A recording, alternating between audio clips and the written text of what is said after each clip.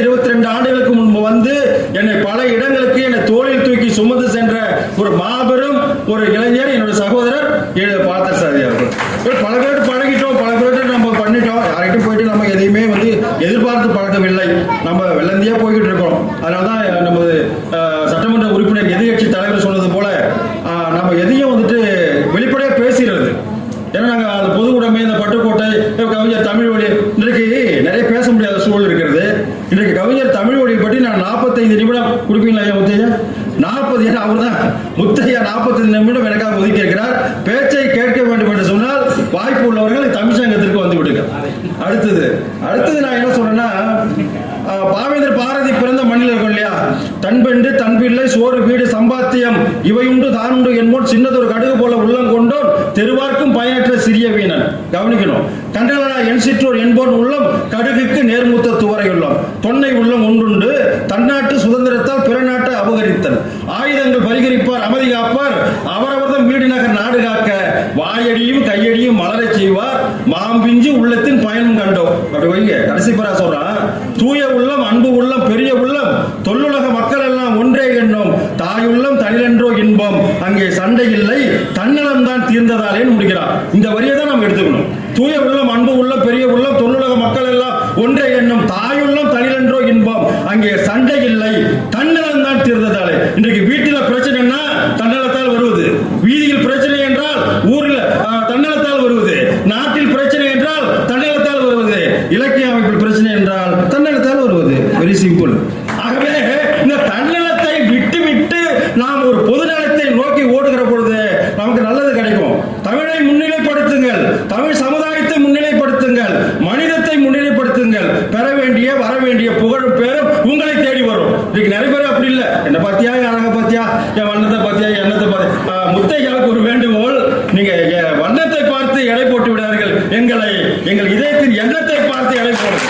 இதயத்தினுடைய எண்ணத்தை பார்த்து நீங்கள் எடை போட வேண்டும். கடைசியில் கொண்டு வச்சுதான் இருப்பாரு. ஆமா, அதனால எண்ணம் எங்களுக்கு சிறந்திருக்கிறது என்பது நாங்க தான் சொல்லணும். உங்களுக்கு தெரியும். அல்ல நான் அந்த நகைச்சுவை தான் சொன்னேன். சரிங்களா? அது போல பேச வேண்டியது நிறைய இருக்கு. ஒரே ஒரு விஷயத்தை சொல்லிட்டு போயிடுறேன். நல்ல கிட்டத்தட்ட 20 கலாவிச சொன்னது போல 22 ஆண்டுகள் நாங்க ஓடிக்கிட்டு இருக்கோம், களத்தில் பணியாற்றி கொண்டிருக்கோம். எங்க மூப்பானா வந்துட்டு ஒரு நெருங்கிய தோழர். அப்படி உள்ள ஒரு அவைக்கு போறேன், கவிதை வாசிக்கலான்னு உள்ள போறேங்க. ஒரு பெண் என்னை பார்த்து திரும்பி கேட்டாங்க, சார் நாங்க திரும்பி பார்த்தேன், என்ன பண்ணேன் சார், உங்களுக்கு பெண்கள்லாம் பிடிக்காதான்னு கேட்டாங்க. எனக்கு சொல்லணும், ஏன்னா தமிழ்நாட்டில இருந்து நிறைய பேர் வந்திருக்கிறாங்க. எனக்கு அப்படியே தூக்கி வாரி போட்டது. ஏன்னா ஒரு அவைக்குள்ள போகும்போது என்ன கேள்வி இது, எதிர்பார்க்காத கேள்வி, பெண்கள்னா உங்களுக்கு பிடிக்காதான்னு கேட்டாங்க. டக்குன்னு நான் கொஞ்சம் சுதாரிச்சு சொன்னேன், ஏன்னா நீ பெண் தானே உனக்கு பிடிக்கும்னு. அதானே சொல்ல முடியும், வேற என்ன சொல்ல முடியும் இல்லையா? அடுத்தது கேட்டாங்க, இல்ல இல்ல உங்கள் பேச்சில உங்கள் எழுத்துல உங்கள் கவிதைகள் எல்லாம் பெண் சாடல் அதிகமாக இருக்கு, அதனால கேட்டேன் நாங்க. இதுவும் அதோட பயங்கரமான கேள்வி. எனக்கு இன்னும் கொஞ்சம் தூக்கி வாரி போட்டு எப்படா சமாளிக்க, சடனா நான் சமாளிப்பேன். இந்த பிரசன்ஸ் ஆஃப் மைண்ட் கொஞ்சம் எனக்கு கை கொடுக்கும். உடனே சமாளிச்சேன். ஏமா, அதாவது இறைவன் படைப்புல இல்ல இயற்கை படைப்புல ஆண் பெண் என்கின்ற வேறுபாடு இருக்கிறது. ஆனால் குற்றத்துல ஆண் செய்த குற்றம் பெண் செய்த குற்றம் கிடையாது. குற்றம் தான். என்னை பொறுத்தவரை ஒரு எழுத்தாளி ஒரு கவிஞன் என்று ஏற்றுக்கொண்ட புதுச்சேரியில நான் குற்றத்தை சுட்டி காட்டுகிறேன். அவ்வளவுதான். எனக்கு ஆண் பெண் பேதம் இல்லை. அவங்க திருப்தியே அடையலைங்க, போயிட்டாங்க. எனக்கு மனசு கஷ்டமா இருந்தது. கலாமிசு கவிதை மண்டல கவி மட்டும் தான்.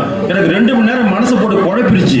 சரி என்னடா பண்றதுன்னு ஆட்டோவில் எங்க சத்தியமூர்த்தி கூட்டு போகும்போது அப்படியே ஒரு சைக்காச்சு, ஒரு மோதி கொள்ளும் மேகம் போலேன்னு ஒரு கருத்து வருது. போய் வீட்டுல சாப்பிட்டு எழுதிட்டேன். என் பேராசிரியர் இளங்கோ அவர்களே, மோதி கொள்ளும் மேகம் போல காதல் போன்ற இருவிழிகள் மின்னல் ஒரு போய் மோதி கொள்ளும் மேகம் போல காதல் கொண்ட இருவிழிகள் மின்னல் போல் மின்னும் அதில் சிந்தனையை தீவனமாய் தின்னும் மார்கழி கடுங்குளிரில் மாறாப்பில் எண்ணம் போல் மங்கையுடன் நான் சேர எண்ணும் அது மங்களமாய் அரங்கேறுவது திண்ணம் என் இதயத்தில் வீட்டிற்கும் அவளோ எழில் மிகு தேரழகி சின்னம் வாசலிலே கோலமிட வஞ்சியவள் வாஞ்சையுடன் வருவாள் வாசல் கதவுகளும் நடுநடுங்கி வழிவிடுமே மெதுவாய் அவள் வைக்கும் புள்ளியில என்னெஞ்சம் ஆடும்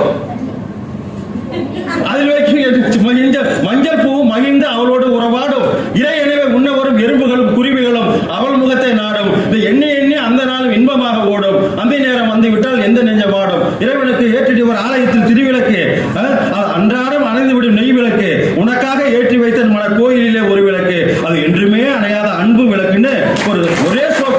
அது எப்படி வந்ததோ எனக்கு தெரியல. சரிங்களா? எழுதி என்ன பண்றது, இதை விட வெளிப்படுத்தல் மட்டும் முடிச்சுட்டாயா.